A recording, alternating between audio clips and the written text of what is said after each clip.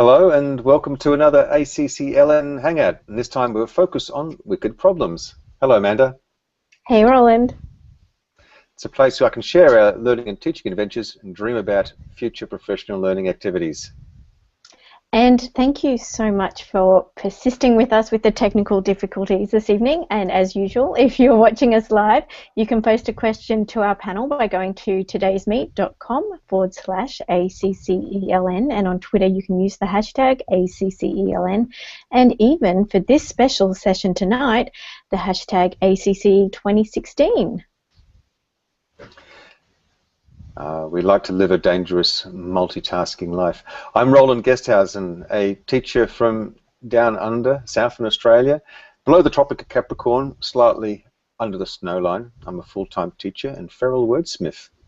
I'm Amanda Rablin, an e-learning coordinator from sunny Brisbane, although it's been a bit cold the last few days. And I have had a fun week making birthday cakes, and that look like the solar system, and a glow-in-the-dark star tunnel, as you do for a little person's birthday. It wasn't quite a wicked problem, but I guess we'll learn all about those this evening. We'll get our panel to introduce themselves, and we also have with us Dr. Jason Zagami, and then I'll introduce our very special guest. Jason, you want to say hello? Hi everyone, I'm Jason Zagami from Griffith University, and I've got the flu. Oh no. Man flu or normal flu? Oh, definitely man flu. Oh dear. Well, if you just want to sit here there and go, ugh, we understand. We'll just mute you. Okay, and our very special guest this evening, Associate Professor Michael Henderson. Okay, phew, I should rehearse these things. Please introduce yourself, kind sir. Well, that's about it, really. I'm an associate professor at Monash University in the Faculty of Education. I started off as a school teacher in Queensland, so I'm a proud Queenslander, although now I'm a Victorian, so I've crossed the border, or a couple of borders. I also spent quite a bit of time in teaching in England, and for the last 10 years I've been researching the area of educational technologies. And at the moment I've got the privilege of convening or leading the Learning with New Media research group, which is an interdisciplinary sort of group of researchers, about 19 of us, focusing on a range of topics. So, fabulous. Back to you. Oh, well, tonight we do get to speak with our lovely ACCE 2016 keynote. You forgot to mention that bit, Michael, about the notion of wicked problems. Yes, fantastic. Well, Michael, perhaps you can clarify. I've had a few questions. What exactly are wicked problems? Evil ones?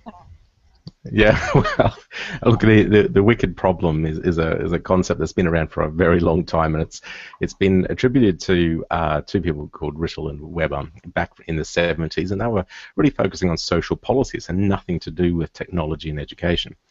But it's this idea that has evolved, and I think is now hitting education much more commonly, and it's something that I like to talk about because it wraps up sort of the essential or fundamental concern that I've got about why things work here but they don't work over there. Why does a great lesson work here but not the next day? And really, Rittel and Weber, they talked about wicked problems. They said it's different from tame problems, such as that we might find in a chess game where there's rules and concepts that sort of don't change. You know, the game play changes, but the rules don't. And the same with technology. I'd say that technology is not a wicked problem in itself. Ultimately, you can pull it apart and figure out its bits and bytes, and you can figure out how to make something happen or why something's not happening. So the wicked aspect to the wicked problem is really referring to this idea of resistance to resolution. So not something sinister or evil, and it's essentially therefore something that's unresolvable. Whenever you make one change to try and fix or to find a satisfying solution to a problem that you've observed, the simple nature of you trying to fix it, trying to do something differently, changes the context, and it really simply adds this extra ripple into the chaos that we deal with. And for me, that really is all about education. Every time we do one little thing, we think we've got something just right here, something over there doesn't quite work anymore. And so we constantly are playing this orchestration of, in our case, technologies and the classroom or whatever context we're in. So the problem for me is not the technology. I think that's something that we can manage. It's to do with the sheer complexity of education, and not least the diversity of teachers and students, policy, schools, just concepts of learning. And I have to say that recognizing that problem becomes really, really hard. And I'm sort of now going to this idea of thinking, well, what would it mean to address wicked problems? And I think perhaps something along the lines of wicked designs might be a neat little idea to play with. So I've got a question for the panel, actually. So Jason, you might have to man up there. But if your voice cuts out, don't worry. It's wonderful to have you here, despite being so ill. Look, what I'd love to know, just to prove to me that I'm not just making this up in my head, but can you describe a situation where you've implemented or you've seen some educational technology being implemented, some innovation that sort of worked here, but as soon as you did it, and so this is for Amanda, Roland, and Jason, but as soon as you did it, something unexpected occurred, and it meant that you then had to grapple with this new, unexpected kind of issue.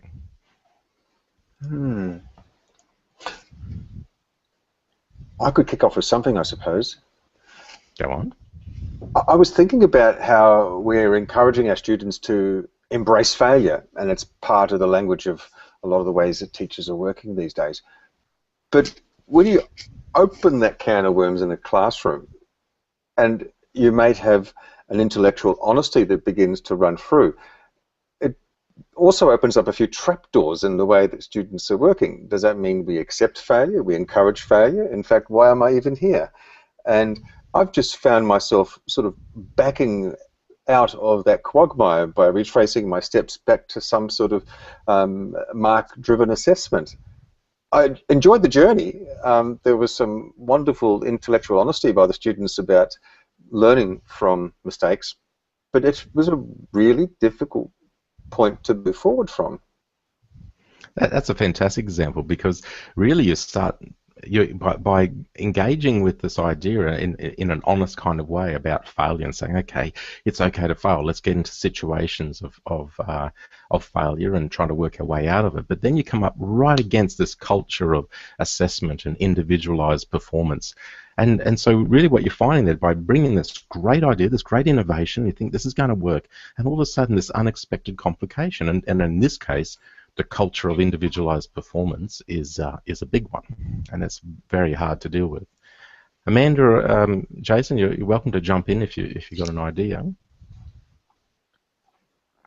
Certainly, the wickedest problem I tend to face is systemic restrictions on students' online access, while at the same time trying to prepare them for an online world.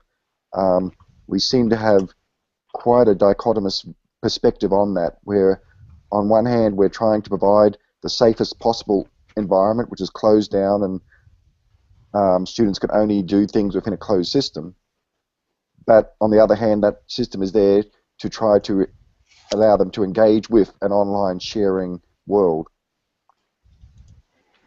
Yeah, absolutely, and we have these tensions then between our intent and the language around technology, and of course then we have always this focus on the rose garden walls that protect our students, which is not really opening up opportunities for taking authentic risk.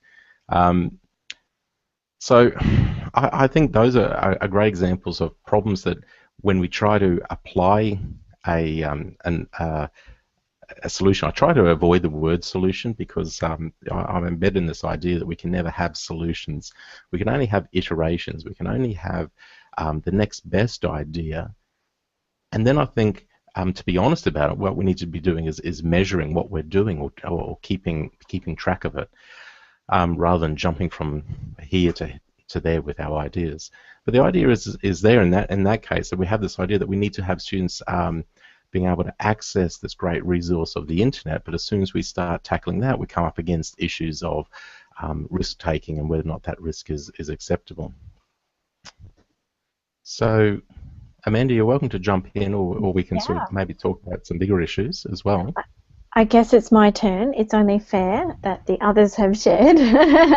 I guess, so mine is about self-directed learning. So when teachers make changes to the way that they approach learning and teaching, and then they jump from this idea of, okay, I am the center of information, I'm delivering this content to students, to the notion of, okay, I need students to take responsibility for their own learning.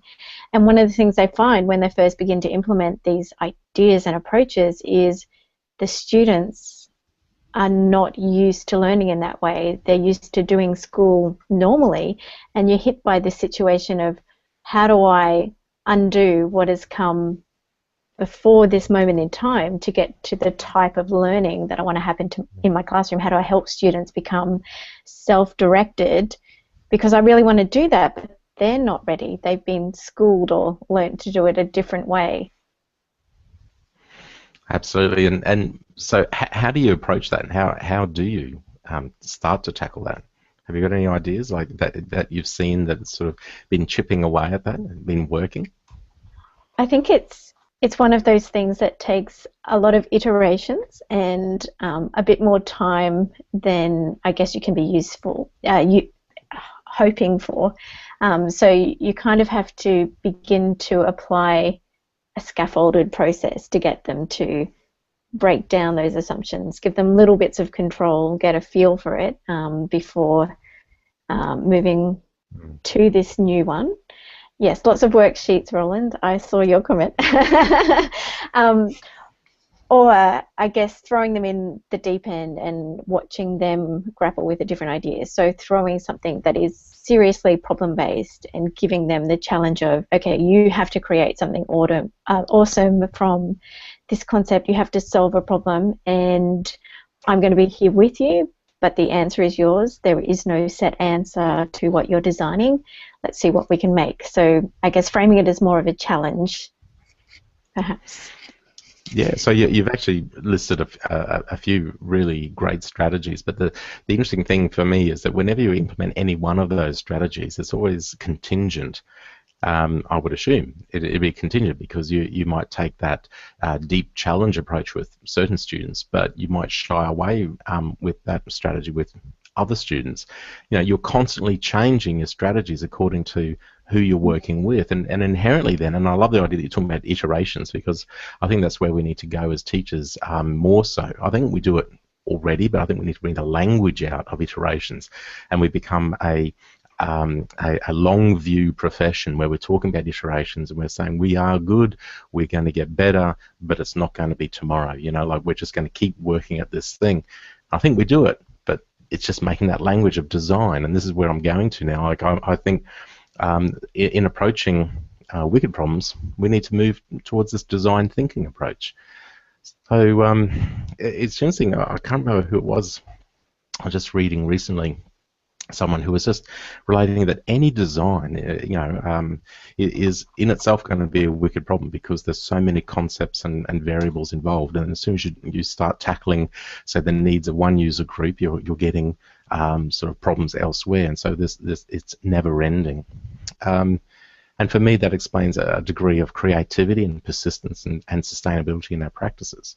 One of the things that I've just been doing recently, actually this morning, is writing an editorial for a journal that I edit.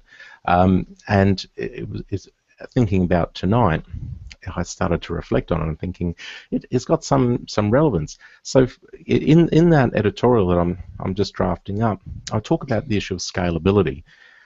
So if we think about education technology, or particularly that tension between education and technology is the wicked problem, and how that helps to explain why innovations cannot be simply replicated from one location to the next and all the outcomes guaranteed, then I think when we think about it is this idea of taking one idea from here and offering it to other teachers, whether you're a government department or a school leader or simply an e-learning specialist or just someone with a passion and you want to offer another idea somewhere else, how can we really support this? And if you look at the field of literature around scaling up, diffusion and innovation, and simply design reuse, then there's a very large corpus of literature around this space. It's been researched for decades. And they still haven't come up with an idea. Well, sorry, I'll take it back. Don't quote me on that. They've come up with lots of ideas, but they haven't come up with a solution. Yeah, that's what I meant to say. Yeah. But the answer is 42. No, I'm sorry. Of course, it always is. It always is. And while that gets a laugh, it still doesn't help us out. The question was wrong. So, look. So I just want to make a point here about some of the literature in this space, just to show that, we're not being fools in education. We haven't missed the plot here. It's hard stuff. These, a lot of people have been researching this stuff for ages. So there's this idea of scaling up. Now, a person that's particularly sort of noteworthy in this area, and particularly in terms of educational technology, is a professor called Chris Deed.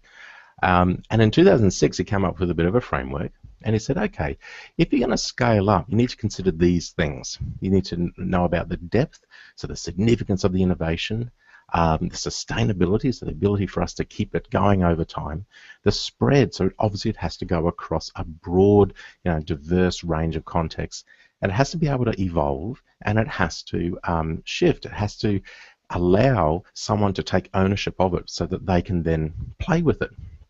So you have all these concepts of scalability, but the problem is that once we start playing in any one context, Chris actually noted that often we fall into this replication trap, this design that we keep thinking that if we say it clearly enough, if we shout it loud enough, if we dumb it down enough, if we create the dummy's guide to whatever use of a technology or flipped classroom strategy or something, then other people will be able to use it. So we keep falling into this replication trap. But if we look further and we look back into this language, you would have heard of the early adopters and laggards and early majority, late majority innovators. The language that Rogers came up with in diffusion of innovations theory. That's got the idea that we just sort of somehow shift. It's just natural that we move across these things. And it has this kind of rationalistic approach to technology and education, that we have all we need to know is about knowledge and persuasion and decision making. You look at other theories like TAM, the technology acceptance model. That's about, well, if we perceive the usefulness, then we're more likely to use it. We've got other theories like unified theory of acceptance and use of technology, UTA-UT. That's a mouthful. And it comes to this idea that, well, if we have an idea of how much effort we have to expend on a new innovation, that's one of the variables that will mean that we end up using it. So it's all this kind of very rationalistic kind of approach to adoption of technologies. We can look at CBAM and we can look at so many other theories. And it links to this underlying problem that we've got, the wicked problem of education technology. I think one of our big ones that's underneath so much, this idea of technological determinism, that technology will fix things, that it will improve conditions, that just because it will help. And so it has this idea that we must go through stages and phases. We have ideas like the SAMA model, where it's this idea that, well, unless we're right at that redefinition point, then there's something wrong with us. It's also the problems of this language around logical and reasoned action. But where is the deep connection to values, beliefs, culture, and identity? And for me, that's one of the problems in our body of literature. We can start looking at communities of practice and other kinds of theories, and I think we need to do so more. So I just got my soapbox there. So do you think we've been trying to simplify and replicate the issue? Because I guess it's one of those things we keep trying to understand, and maybe the question is, why has educational technology, or why has technology not made this dramatic impact on education that everyone thought it would, or we hoped it would, or maybe it does in pockets here and there? Are we trying to make the answer too simple? Well, I think quite a few intelligent people, I think Jason's made this point in previous conversations with him as well, is that what are we actually trying to measure? You know, we seem to be saying that we have succeeded or failed based on someone else's measuring stick. And we're sort of marching to the drum beats of media and policy, and I dare say sometimes ill-informed policy. This idea of digital natives and the digital revolution, and that technology is going to fix things. Again, buying into this technological determinism approach. But if we can say that technologies are part of what will add to this complex layering of, you know, the wicked problem, and the teachers have to orchestrate and iteratively develop their practices, then really, rather than focusing on trying to impossibly trying to demonstrate that throwing a bit of technology here is going to improve these learning outcomes, which is an incredibly hard thing to do in any context, let alone education. But if we shift away from that and say, well, okay, what are the iterations, and can we demonstrate a robust and empirically driven, so the things that we have seen and measured and being able to understood and perceive, if we're basing on those things as professionals and say, okay, this is how we're now tackling it in our next iteration and our next, if we can document that or have a sense of that as part of our language of being a teacher, and it's accepted and understood by leaders and policymakers and people who budget, then I think we're shifting the language away from trying to prove that technology is making a learning outcome or that kind of change, but demonstrating how technology, along with our iterative practices, are achieving our needs. An interesting thing with wicked problems is that we can't solve them, right? But we have this language around satisfying them. And it seems a bit strange in this day and age where we talk about satisfactory as being the middle point of a like-it response indicator or something, where it's sort of like it's only okay. But actually in wicked problems, we're actually saying, well, that's okay actually, because you've got a problem and you're satisfying the need for the moment, but you're not trying to pretend that it's a solution forever. And so I'd be saying, let's move away from looking for the universal design. Let's buy a smartboard, put it in the classroom, it's going to fix things. So we move away from that universal design and look at the process of design. And I think that is the way that I understand my approach to wicked problems. So in that case, the question that we've been trying to ask is, does this technology improve learning outcomes? How do we break down that as the main question that people are trying to answer? Because obviously we don't have a set answer for that, and sometimes it works and sometimes it doesn't. How do we, I guess, shift the language around that to something a little more helpful that is more in line with the ideas you're sharing, or with viewing it as a wicked problem? Well, it's a difficult one there, because you're crossing over a few potential. You're talking about a couple different possible goals here. Is the goal to prove our own identity as gadget freaks and to justify ourselves in a school system, and demonstrating that actually technology is good and cool and the world is groovy, which, you know, hopefully we're not trying to prove. Okay. But we've got to recognize that that's part of our drive in engaging with technologies as part of our identity, and therefore we'd rather be able to demonstrate that technology is cool and good, and it's worth the investment of money and time and resources, and it's not just us geeks and freaks out there sort of playing with this stuff. So if we shift away from that, then we say, well, why are we even trying? So rather than trying to demonstrate that, and rather than trying to march to the drum beats of others, I recognise we have to sometimes. You know, the boss says, "Why should I give you this money?" But if we turn around and say, "Well, okay, I'm not going to try and demonstrate or prove something that I can't prove," and that's learning outcomes. It was extremely hard to demonstrate anything sort of that's quite robust and believable. Then what are we trying to prove? And for me, technology has always been the Trojan horse, or the silicon bullet, or the Trojan mouse, whichever of those you'd like better. And it's just that moment, that privilege of levering a conversation or an ability to get in and talk to someone else about their practices. So for me, it's about the iterative design, regardless of whether it includes technology or not. But because it's my identity, inevitably technologies always start to seep in about how I react to issues around me and how I can see new opportunities. So I haven't really answered your question, but I've just sort of set up a challenge there about what are we really trying to achieve. Can I ask, Michael, is there consensus on what we're actually working towards? When I'm often challenging teachers who have that great new shiny toy in the classroom, what are you doing with it? Why do you want it to be there?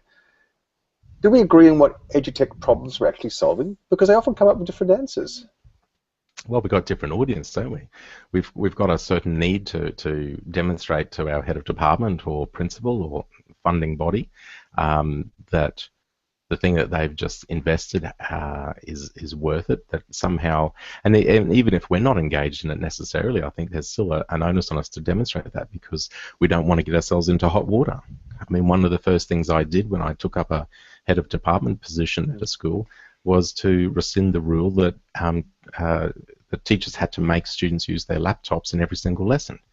It sort of seemed a bit strange to force students to have a laptop opened up on their table when the teachers themselves weren't too sure how it actually fitted in with this particular component of their curriculum or their practices. So it's one of those things, Ron, that we keep trying to tackle so many different audience needs along with our own, and all wrapped up in this language around student learning outcomes. And I don't think half the time that we talk about student learning outcomes that we're really talking about student learning outcomes. We're talking about other priorities and needs. And it's a hard space to be. So I agree with you. If we can identify exactly what we're trying to achieve, then maybe we can have a much more firm conversation about the steps and the processes.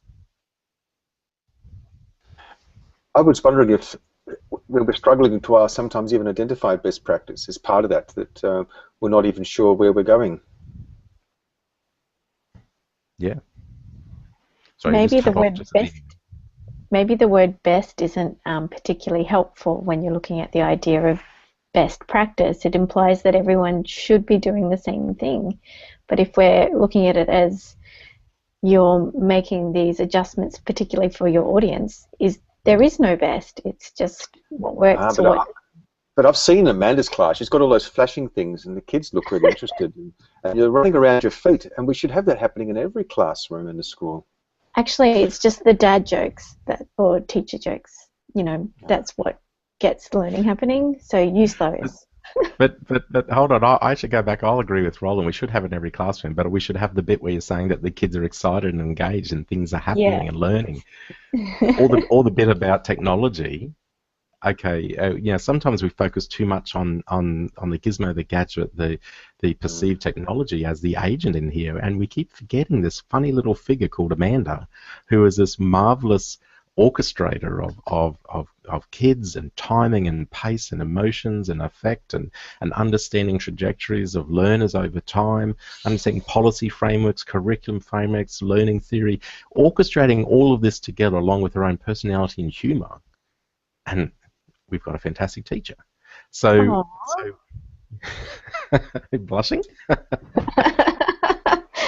But, I think you're overstating it, but I appreciate it.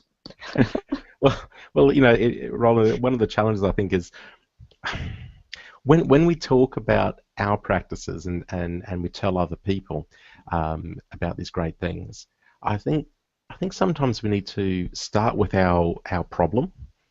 I think that's where we should start, rather than saying, hey, I just used this technology, whether it's Google or Arduino or whatever. So rather than starting there, which is often what we do, because that's like the elevator pitch, isn't it? That's the kind of thing, hey, this is a great bit of kit, I'm going to wow you about it. But first of all, start with the problem. What were you trying to resolve?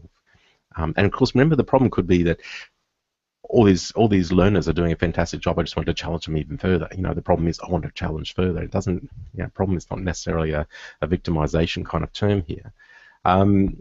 Start there, and then unfold about the iterations that you engage with, and it's going to open up the messiness of it, and it's also going to unpack the achievability of engaging with that technology. Rather than saying Arduino and half the people are going to freak out and close their eyes and run away.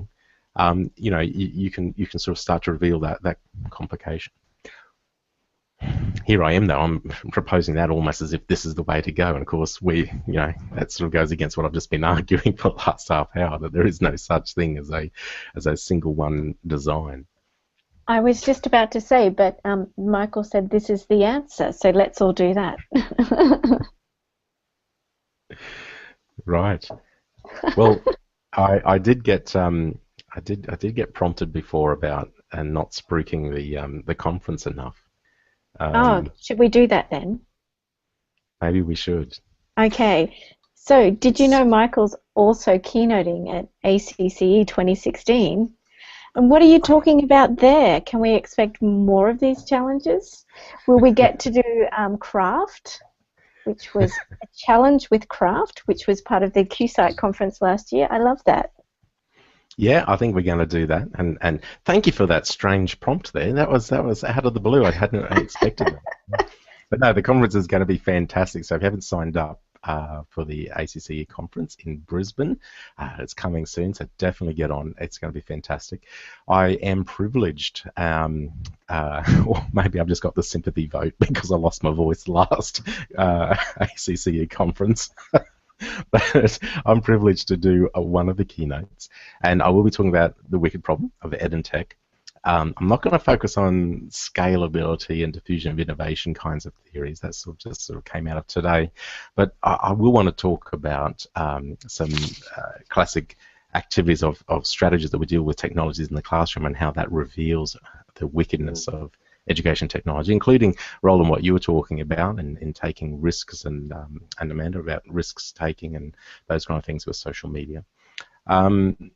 And that's going to lead me on to talking about design thinking and design approaches, and that's going to lead me to talk about creativity and some stuff that I've been doing recently around risk taking, and ultimately I'm going to then poo-poo it all by saying, actually, there's a bit of a problem in all of this. I think we're taking ourselves a bit too seriously. We're going to take a degree of design thinking, which is messy. It's not stages. It's not strategic thinking all the way through. Some of it is intuitive, and things come out of the blue and changes on the go. If we're dealing with creativity, which is, again, a tricky topic to deal with, which involves risk-taking, which, of course, in teaching and in education, we're sort of attuned to not take risks, even though we know learning ultimately requires risk-taking. And so we have a really big, wicked problem there.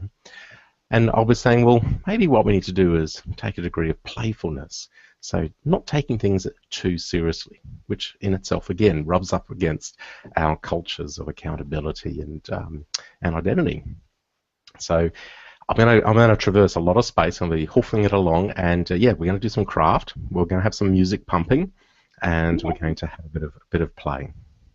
I love the spoilers in that. Thank you so much. Love the connection with play there. Do you think education is the next frontier of design thinking? Because it sounds like it's bigger than just edutech, Michael. Just curious. yeah. No, design thinking is certainly it's becoming a very common idea now in education. Well, I shouldn't say very common, I suppose. It just happens to be that all my Google searches, strangely enough, come up with ads around design thinking. It's strange that I don't know how Google knows, but it certainly is becoming more common. So there's organisations making money out of doing design thinking with schools and school systems. You have some great resources from IDEO and others. And it's even mentioned in ACCEL's documentation as a potentially very valuable way of doing professional learning. And of course, design thinking is mentioned in the Australian curriculum. So design thinking is around, but I'd be saying, on the one hand, a number of people are taking it in a very kind of formulaic approach. And on the other hand, it's sort of taken in a very superficial way. So, and I'd be saying, well, no, we need to probably take it deeper and play with it a bit more, and don't get so bogged down with sort of brands of design thinking or stages of design thinking. And I'll explain that a little bit in the keynote as well. If you get me started now, I won't stop for quite a while. Okay. Michael, when you sort of look at wicked problems, is it possibly that we're not looking at the wide enough systems involved, and that we're too narrow in our perspective on problems, So we just keep replicating attempts to tinker with well-entrenched problems without looking outside the box, as the term is, from different perspectives, and trying for that moonshot solution, which might, while it's very difficult to achieve, might be significant enough to actually create real change to the wicked problem. Yeah, absolutely, Jason. You've really nailed it there. I think we aren't going to that systemic level, and often it's because people are, especially in education, working in this the siloed or isolated, the four walls of the classroom kind of boxes, and so often our practices are cordoned away, and we don't have the power to, or feel that we're empowered to be able to speak back to the more larger systemic issues. So, yeah, I think so, and I think the examples that the three of you came up with were really good. They were far better examples than I was actually expecting, because they all revealed such deep kinds of cultural tensions or system policy kinds of tensions going on that I think sets us up as being in this very complicated space. And Jason, exactly for that reason, I tend to go towards the design thinking approach as a way to respond to wicked problems. Because design thinking does suggest to us to look beyond those four walls and to spend as much time trying to understand the problem as dealing with any potential iterative outcome. So, and that's something we don't often do. We often sit down as teachers, go into a staff room or do some planning or do something, and we very quickly sort of decide what's the problem, what's the pragmatic outcome, and let's go and do it. And we don't spend a long time figuring out what's the underlying fundamental concerns. So, in one of the concerns that you three were talking about, the issue, for instance, of the culture of individual performance, we can throw our hands up and say, well, we can't change it, but if we recognise that as the problem, or a problem, a learned issue that students are very experienced in education. As much as we say, take a risk, no problem, no worries, but work in groups, whatever. We can say that as much as we like and as loud as we like, but they've got 10 years of experience knowing that actually, no, it's an individual response again, or grade they're going to get. If it so counts, how do we I'm not do doing that? that. Yeah. Yeah.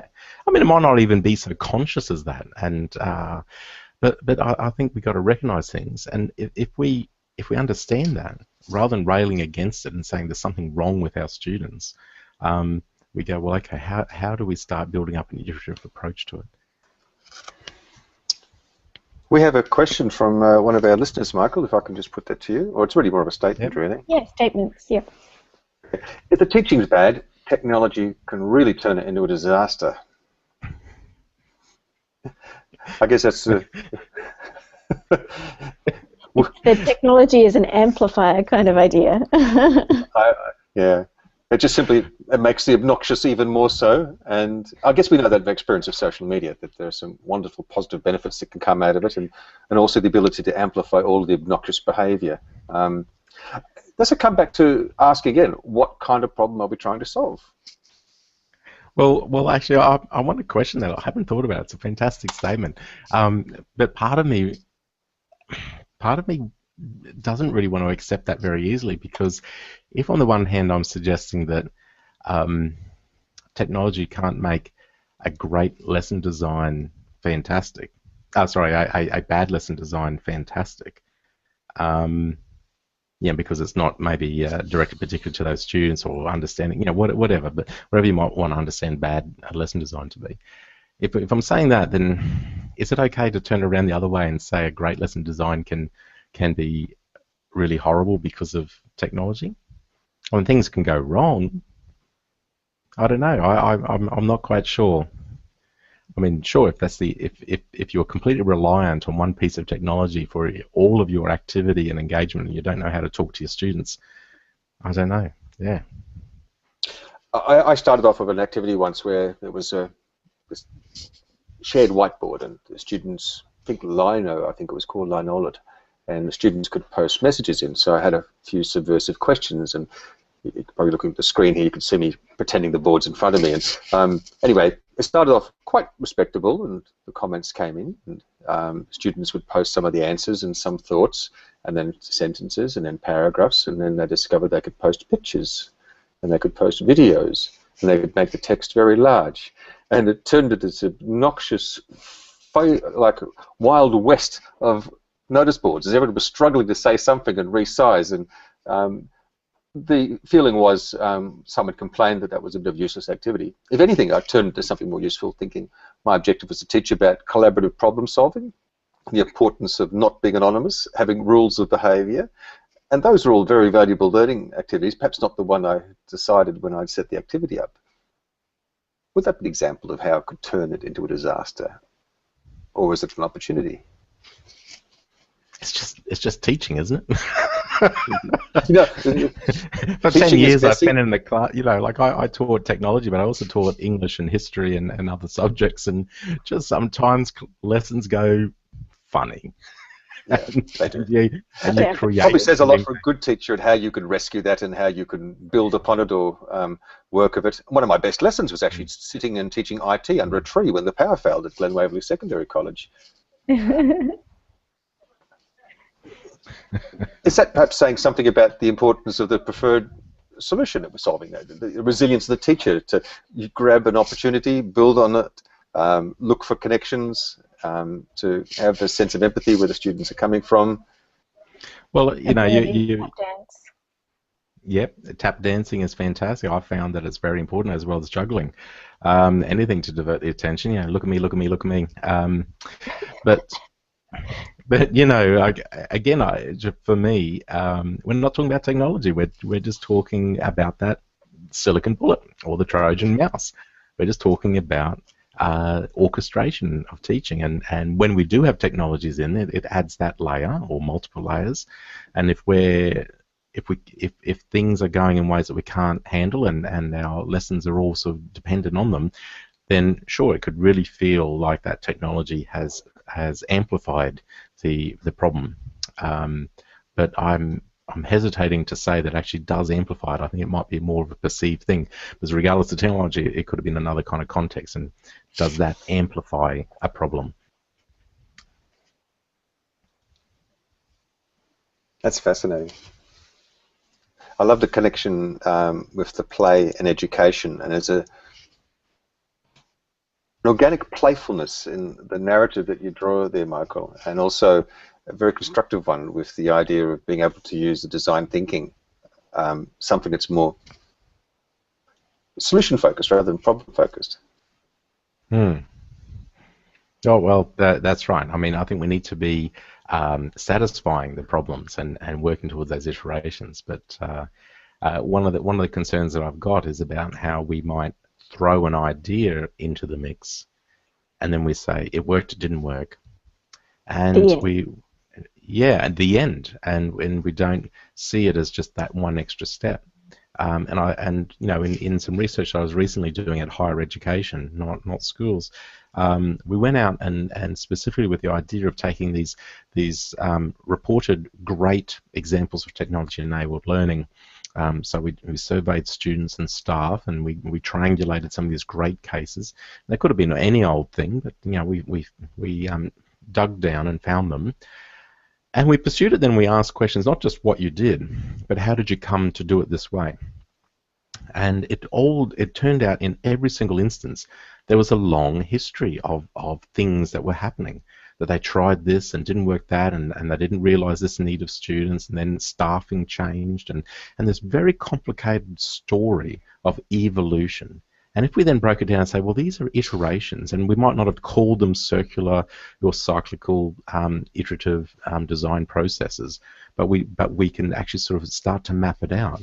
And then we start to see the socio-ecological problems here, or not problems, influences.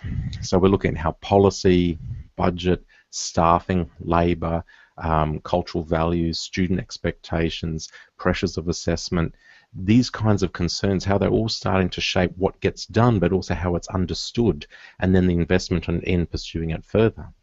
Then all of a sudden we've got this rather messy and I think really enjoyable story of how we've come to this practice. And it highlights that this reported case study that we've got, this fantastic best practice, it's just one point in the continuum, and it's going to continue on. So then we also then spent time on saying, okay, so what's the next steps for you guys? You know, where are you going to go with this? What's your ideas? What's the barriers? What's the hurdles?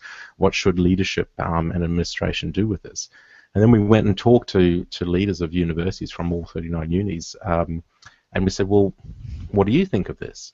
And you know, it's a fascinating story to try and map this example of when something worked and put it into a history or a timeline.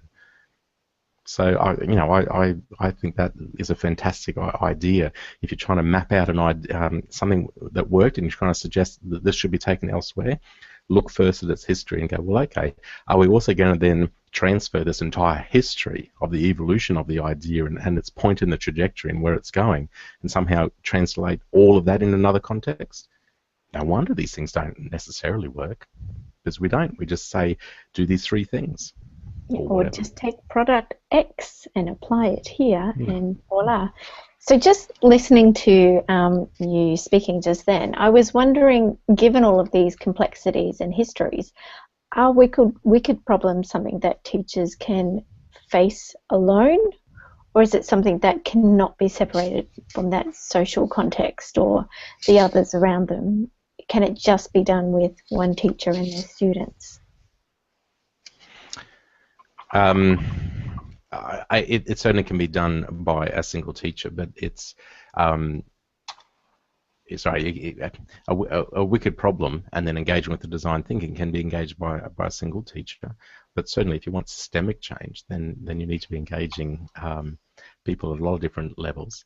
Design thinking inherently sort of says, you know, we need to understand the problem, and we need to get diversification, our understandings of that problem, and the potential avenues of strategies that we can employ. So, you know, engaging design thinking necessarily requires you to engage in a social as well as an individual mode of action. But having said that, you know, I don't think we are at all powerless, certainly in our own classrooms. And I think, you know, we can also treat learning itself as a wicked problem, and then we're going, well, okay, well, how are we going to deal with these problems of culture and you know, so a culture of individualized learning assessments and then against social media that you mentioned before, and other kinds of tensions, and then say, well, how do we get our own students to understand these tensions, and can we do that, and will that help us? That's wonderful. I used to wonder about schools holding the keys of knowledge. I'm not even sure if we can agree on the furnishing for the room, but we do know what the rooms are for, so at least we've got some consensus about where we're heading. Michael, we might wind things up with some closing thoughts from the Hangout crew. Jason? Yes, probably the thing I've taken away from Michael this evening is the concept of permanent beta in terms of solutions, and not deciding on or not framing the design process around coming up with a solution. I can see some challenges in that around management and funding bodies supporting an ongoing process rather than an attempt to resolve a particular issue, but I certainly agree that the nature of most problems are iterative and should be considered as such. Michael? Yes. Some closing thoughts. I've been talking for 40 minutes. This is your chance to say, come along and do the plug for the conference. Yeah, or which craft items can I bring? No, I'm sure we'll try and provide all craft items. Look, I don't have any closing thoughts really, because I think we've touched on things a few times, so I'll start repeating myself. But I like Jason's idea that there really is a very challenging concept for administration, policymakers, budgeters to say, you know what, we want you to go out and fail. Because that's the way that people will start to understand when we talk about iterations. They won't be seeing it as iterations of success. They'll be seeing it as, what, you're not going to deliver us a solution? and we're speaking against so much change management speak and KPIs and understandings of budgeted items. You know, and inevitably that's why often we see things like in the digital revolution, you know, where they're happy to fund laptops, but when they get to the squidgy part of funding labour and professional learning and things like that, it gets a lot harder for them to actually decide on what they're going to do there. Thank you. And Amanda, I'll let you close up, and don't forget the ACCE plug. Okay, yes, I will. I think one of the things I've found most fascinating about the discussion this evening is just, you know, the greater context that we're trying to make these changes within, and the impact that we can actually have on students and learning, and that maybe we've been asking the wrong types of questions, and we should look at the messier kind of ideas. And I wonder if that idea of implementing approaches that include wicked problems and design thinking as part of the iterative strategy to not come up with a solution, but many opportunities to fail and grow, perhaps. I wonder if that change in itself, that growth, that mind shift is actually part of a wicked problem too. And I must say I'm really looking forward to seeing you again at ACCE 2016 in Brisbane from the 29th of September to, I think it's the 3rd of October. I really should have looked at that. You can go to acce2016.acce.edu.au, pay now, and you'll get a free autographed something from Michael with craft. I just made that up. That's a complete lie. And yes, I'm looking forward to continuing our conversations then.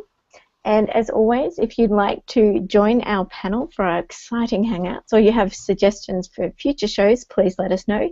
You can view all of our past recordings on our ACCELN YouTube channel and the ACCE Learning Network community on Google+. I'm going to auction away a learning wand, Amanda, and if it was mine, it'd be a laser pointer. Yeah. We look forward to seeing you next time. Bye, everyone. Bye.